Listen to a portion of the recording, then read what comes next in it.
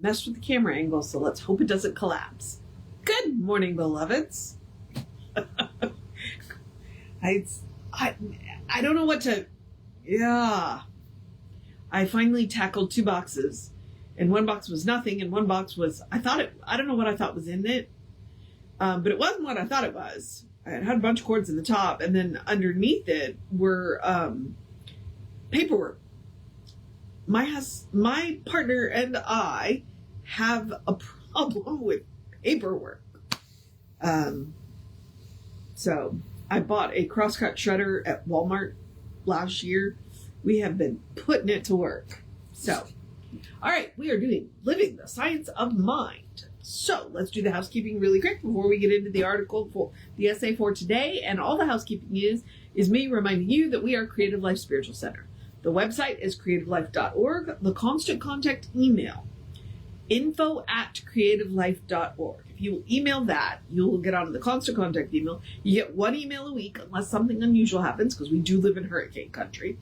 And it tells you what's going on for the week and the month. The hot links are hot, and it's blind CC. Why is that important? It means nobody sees your email. Nobody is going to get your email from us. You won't end up on anybody else's email because of us. So we encourage you to get on that email list. And then the last one is the social medias. I mentioned the social medias because we don't monetize the social medias. We don't ask you for money, and we're not giving them money. We don't want to deal with the ads any more than you do. So what we ask you to do is engage with the pages. Go likes, follow, subscribe based on which platform you're on. And then with the individual posts, we ask you to engage with those by reacting, sharing, and commenting on them, because it bumps us in the algorithms. When you engage with the page, then the algorithm goes, oh, more people should see this. That's all we're asking. Just cost you a click. All right. Thank you. Mouse click. All right, that's it. Oh, I should tell you what the pages are. Creative Life Spiritual Center or Creative Life Spark. Like on Instagram and TikTok, and I think Threads, because we have a Threads, because, yeah. It was like, would you like to start a thread? Sure. If I don't have to do anything extra, yeah. We are Creative Life Spark on that one. And I am running Rev Ryan on the social medias that I am on. So if you ever wonder where these videos go to live once Facebook deletes them, they go to the Running Rev Ryan YouTube channel. So if you want to know what I've been up to since the beginning of COVID, go there. All right, so let's do this. So we've talked about my pet theory. People had questions. There ended up being a take-home course, or an at-home course, in the back of the Science of Mind magazine that you could send off for, and then they would send you a lesson a week for 48 weeks. They did end up binding it. Took six books to bind that lesson up. But what I think happened is that people read the text messages and they came to the lectures and they had questions. So they went to Ernest, or they wrote to Ernest and said, tell me more about that. Thus, bunch of essays. All but 2 of the essays, and they don't tell you which 2, so, hey. All but 2 of the essays came from that at-home course, that at-home course. The other 2 came from the estate. So when they decided to bind this book up, but that's my pet theory. People had questions, and Ernest answered them. All right. The story of the lost word is what we are doing today. I have no idea what this article is about. So getting my trusty highlighter out, because Ernest has this really interesting way of phrasing things. So occasionally it's like, no, I want to remember that. All right. So the story of the lost word. It is said that once each year during the great celebration in the temple at Jerusalem, the high priest would stand on the temple steps and amidst the shouting of the multitude proclaim the sacred name of God, which was the word of power. But he spoke the name only when there was such a din that no one could hear it. Well, that's interesting. It is also said that this word of power was deposited in the Ark of the Covenant in the Holy of Holies. The Holy of Holies. Frequently, someone would discover it. But 2 lions guarded the gateway to the temple, and when the one who had discovered the word of power came through the doorway, the lions roared in such a terrific manner that they became so frightened that they forgot it. And even today, it is commonplace for us to think of some people as possessing powers beyond others. Actually, there have been those throughout the ages who have exercised a power so far beyond the ordinary that they have stood out almost as gods. Jesus never claimed to have any secrets that were kept from others. He plainly said, "What I do, you can do also when you learn how." And that's one of my favorite things that Jesus ever said. You know, all that I do and more you will do. That is one of my favorites. Jesus was like, nope, I'm not any more special than you. You can do all of the things that I do if you're willing. He undoubtedly possessed the secret word, the lost word, or the key that actually unlocks the door to a secret chamber which reveals the mysteries of the kingdom of heaven. But the secret that Jesus possessed and taught was so simple that it has taken nearly 2,000 years for its very simplicity to reveal itself to us. Moses said that the word of power is not afar off, but in our own mouth, that we should know it and do it. Okay, I did not know that. That's interesting. But very few ever believed that Jesus meant exactly what he said and said exactly what he meant, or that he knew what he was talking about. The teaching of both Jesus and Moses has eluded us because whoever would believe that the lost word was in their own mouth, whoever would believe that the power they are searching for they already possess, or that the secret is no secret at all. The Bible, from beginning to end, is an elaborate method of disclosing exactly what the lost word is and what the power is that we all are searching for. Our first conclusion then should be that there is such a word of power. There is a truth which can deliver us from evil. There is a way to know this truth and use this word in such a manner that good and only good can follow. Now, the approach to this lost word is, first of all, one that brings us back to a God of love and intelligence. There is but one final power and presence in the universe, which is God. But there is one final law in the universe, which is good. And there is but one final impulsion in the universe, which is love. It is only through love that we find the presence in its greatness and can use the power in its fullness. That's why I like to talk about the Christ consciousness as software, and the password to access the software is love. My mother was an engineer, can you tell? The next thing we discover is that having come to realize that love alone opens the doorway to the secret chamber, we should realize that this power must be used affirmatively. Okay? This power must be used affirmatively. We cannot use it while we deny it. Well, that's true. We cannot use it while our minds are filled with doubts and uncertainties about it. Love is a feeling. Faith is the key to using this feeling. Love has nothing in it that could hurt anything. Faith has nothing in it that could deny any good. This is the starting point. A love that cannot hurt and a faith that will not be denied. Oops, sorry, creeped myself out. Felt like something was touching me. When through love we use faith affirmatively, a law of good operates on our word and brings into our experience, or the experience of those we are thinking of, the good we have accepted. Jesus, who revealed the divine presence in everything, discovered the lost word and found the kingdom of God, which is the kingdom of love. Jesus located this kingdom of heaven in the only place anyone can find it, in our own heart and mind, in our own soul and spirit. Just as Einstein discovered the secret energy caught in the atom, so Jesus discovered the creative power of the kingdom of God in the human atom, in your life and in mine. In the use of this power that we are interested in, because there is a possibility here beyond our fondest dreams and our highest hopes, the possibility of knowing the truth that can set us free from fear and want and limitation, and the Bible tells us, finally, from death itself. But having discovered the power and learned how to use it, we must apply it to every problem in life. We must not be merely idle dreamers, lost in a maze of theories that, however beautiful, can have no practical results in our everyday life.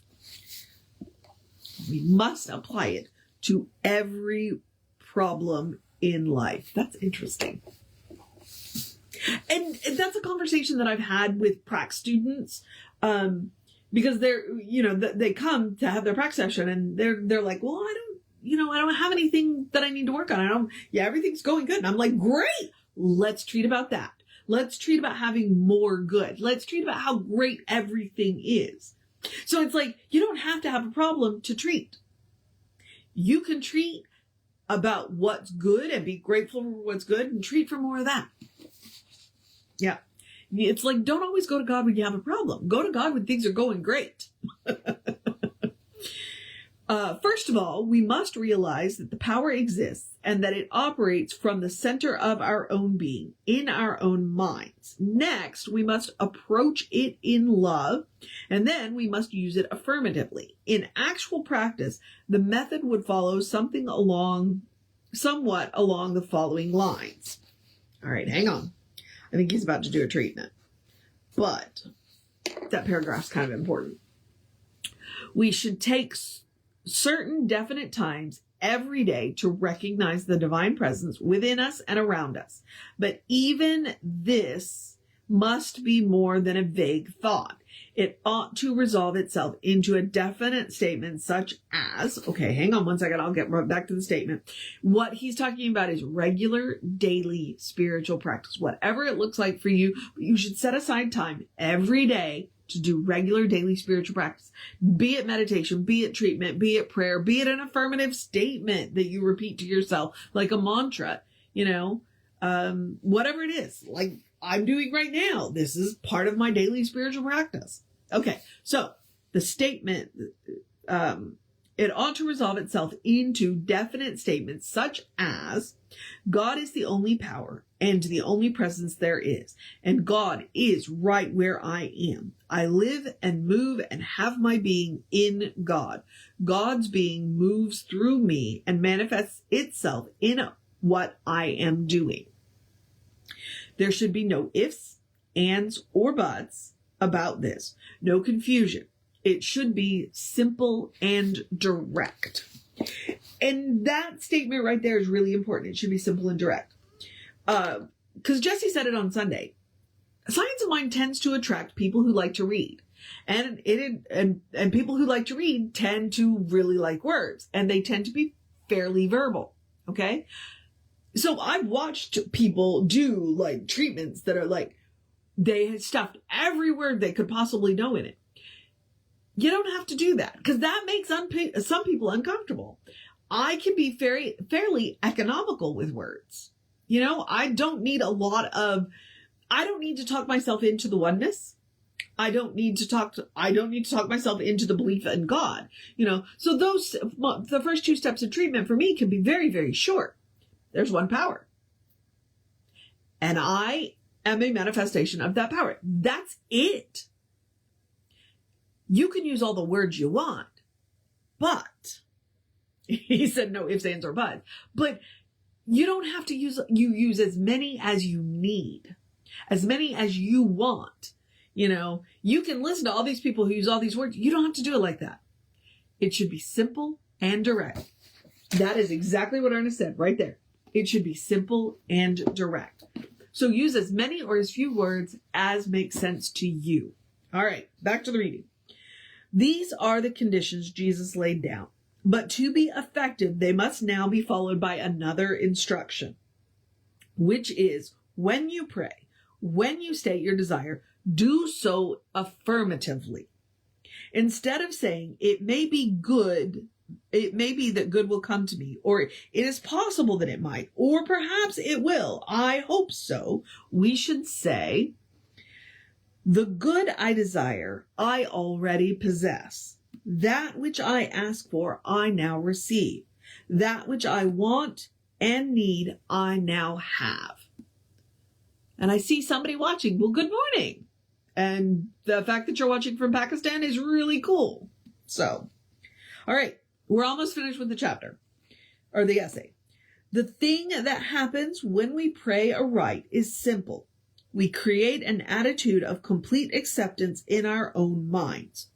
When we do this, the law of good, which is all-powerful, begins to operate on this acceptance and begins to rearrange all the facts and activities of our lives in such a way that what we have accepted will actually transpire in our experience.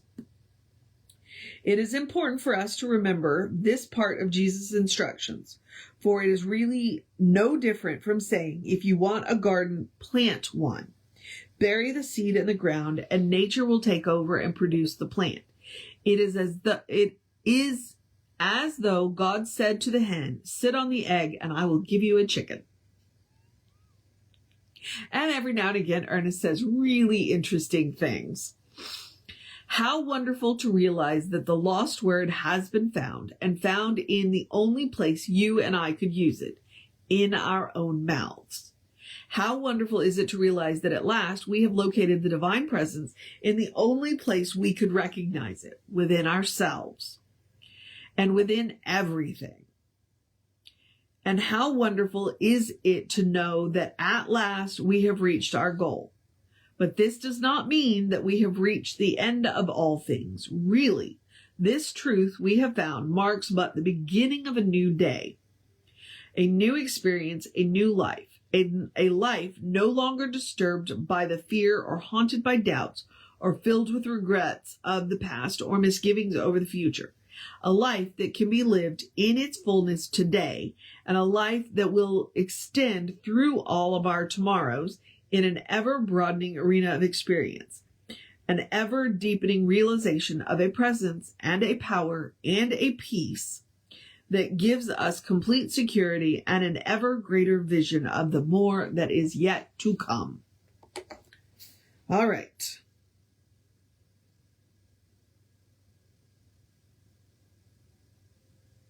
There was a line in here.